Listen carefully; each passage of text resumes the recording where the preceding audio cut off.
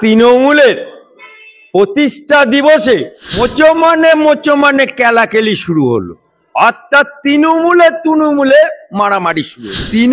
তৃণমূলে আর কত মারামারি দেখবেন। কোনো আরাবুল এমনকি বামফ্রন্টের আমলেও ও তৃণমূলের এমএলএ ছিল। সওগাত মোল্লা মালটা সিপিএম এর।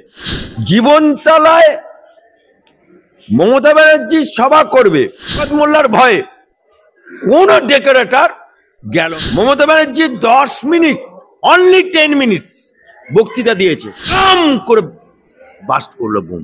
স্টেজটা 8 কিলোমিটার উঁচুতে গিয়ে পড়লো। মমতা ব্যানার্জিকে খুন করতে গেছিল, মমতা ব্যানার্জির সভাকে বানচাল করে দিতে গেছিল এই সওগাত মোল্লা। তাহলে একটা বাস স্ট্যান্ড করে দিন। সওগাত, বাস তুই তো বোম মারিস। মুখ্যমন্ত্রী বলছে তার দলের এমএলএ কে তুই বোম মারিস। সওগাত মোল্লা বাহিনী আর আরাবুল বাহিনীর লড়াই হচ্ছে। আরাবুলের বাপের জন্মে ঠিক আছে, দল একটাই করে। সওগাত মোল্লা যে 1 জানুয়ারি শাসক দলের প্রতিষ্ঠাতা দিবসে একদম উত্তপ্ত হয়ে পড়ে ভাঙড় বিধানসভা, আরাবুলের উপরে আক্রমণ করছে সওগাত মোল্লার অনুগামী, কি বলবেন? অর্থাৎ তৃণমূলের প্রতিষ্ঠা দিবসে মোচমানে কেলাকেলি শুরু হলো। অর্থাৎ তৃণমূলে মারামারি শুরু হলো। আর মালদাতে ওদের কাউন্সিলর খুন হলো। তাই তৃণমূলের প্রতিষ্ঠা দিবস এবং 25 সাল রক্তে রাঙা মৃত্যু দিয়ে বছর শুরু হলো এই তৃণমূলের। এখন ইন্তেজার করুন যে গোটা 25 সাল এবং 26 সাল পর্যন্ত তৃণমূলে আর কত মারামারি দেখবেন, আর কত বকরার হিস্সার মারামারি দেখবেন। ওখানে মারামারি কিসের জন্য? ওখানে মারামারি পুরনো আরাবুল, যে নাকি তৃণমূলের প্রতিষ্ঠা থেকে শুরু করে এমনকি বামফ্রন্টের আমলেও ও তৃণমূলের এমএলএ ছিল। সওগাত মোল্লা মালটা সিপিএম এর। এই সিপিএম এর সওগাত মোল্লা জীবনতলায় মমতা ব্যানার্জি সভা করবে, তখন সভাপতি, এখন যে মন্ত্রী জেল কাটছে, শিক্ষামন্ত্রী পার্থ চট্টোপাধ্যায় তখন জেলা সভাপতি, ও আরাবুলকে বলল যে আমি একটা মিটিং এর আয়োজন করো, দিদিকে নিয়ে যাব, ওখানে জীবনতলাতে মিটিং হবে। মমতা ব্যানার্জির সওগাত মোল্লার ভয়ে কোন ডেকোরেটর গেল না। সিপিএম এর ভয়ে কোন ডেকোরেটর ওখানে মমতা ব্যানার্জির স্টেজ করতে গেল না।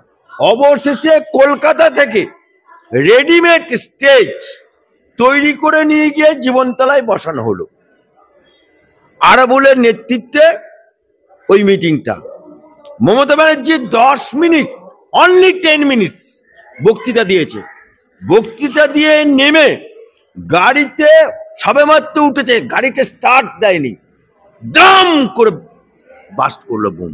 স্টেজটা 8 কিলোমিটার উঁচুতে গিয়ে পড়ল। তাহলে মমতা ব্যানার্জিকে খুন করতে গেছিল, মমতা ব্যানার্জির সভাকে বানচাল করে দিতে গেছিল এই সওগাত মোল্লার নেতৃত্বে। সেই সওগাত মোল্লা যখন সিপিএম বামফ্রন্ট হটে গেল, টাকাং করে কাতলা মাছের মতো লাফ মারলো। লাফ মেরেই ও কি করলো, মধু চাটতে লাগলো। মধু চাটতে এই সওগাত মোল্লা জীবনতলায় মমতা ব্যানার্জি একটা প্রশাসনিক সভা করছে, সেখানে বলছে, সওগাত মোল্লা বলছে, দিদি আমি জীবনতলায় একটা বাস স্ট্যান্ড করে দিন। সওগাত, বাস তুই তো বোম মারিস। অর্থাৎ মুখ্যমন্ত্রী বলছে তার দলের এমএলএ কে তুই বোম মারিস। তুই বোম মারিস। সেই শওকত মোল্লাকে দায়িত্ব যখন ভাঙড়ে দেওয়া হলো, শওকত মোল্লা দায়িত্ব কি করে পেল না, অভিষেক বাবু ভুয়ো 7 লক্ষ ভোটে জেতা, গরু চোরের মাথা, বালি চোরের মাথা, মধু চাটার মাথা, এই মধু চাটা লোকের সাথে মধু চাটা লোকের পীড়িত হয়। এ অভিষেক ব্যানার্জিকে মাল দিয়ে ওখানে দায়িত্ব নিয়েছিল। এখন ওখানে শওকত মোল্লা বাহিনী আর আরাবুল বাহিনীর লড়াই হচ্ছে, অর্থাৎ পুরনো তৃণমূল আদি তৃণমূলের লড়াই 1 জানুয়ারি 2025 शुरू হলো। अभी तो शुरू हुआ, अभी तो ट्रेलर चल रहा है, पिक्चर अभी बाकी है। আচ্ছা, আপনি বলছেন যে শওকত মোল্লা মমতা ব্যানার্জিকে জীবনতলায় মারার প্ল্যান করেছিল, তো আপনি সেই জায়গায় ছিলেন না? মমতা ব্যানার্জি ছিল, মমতা ব্যানার্জি ভালোই জানে, তাহলে সেই মমতা ব্যানার্জি সেই শওকত মোল্লাকে নিজের দলের এমএলএ কেন করলেন বলুন? আরে মমতা ব্যানার্জি দলে এরকম অনেক ক্ষমতা হওয়ার পরে মমতা ব্যানার্জির আইডিওলজি কি ছিল, তৃণমূলের আইডিওলজি কি ছিল? বামপন হাটাও, বাংলা বাঁচাও, এটাই হচ্ছিল আইডিওলজি। আর এটাই ছিল আইডিওলজি, আর এটাই ছিল মূল উদ্দেশ্য। বামপন হটে গেল, আইডিওলজি শেষ। এই যখন ক্ষমতায়ন হলো, এই দুর্বৃত্তন যারা আছে তারা তো ধান্দাবাজ, যারা পলিটিক্সটাকে পেশা মনে করে ধান্দাবাজ, সেই সমস্ত মালেরা তৃণমূলে লাভ দিল।